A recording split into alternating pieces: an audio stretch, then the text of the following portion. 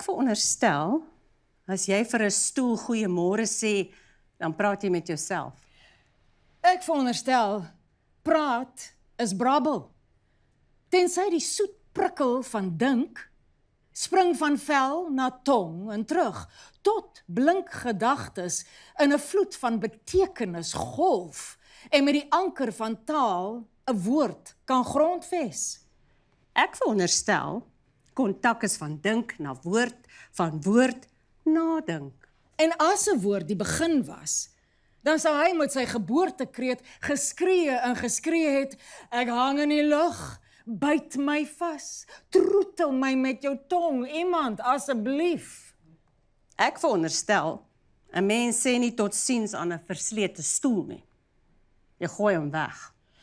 Ek veronderstel, as 'n stoel vir jou goeiemôre sê, dan ignoreer jy hom.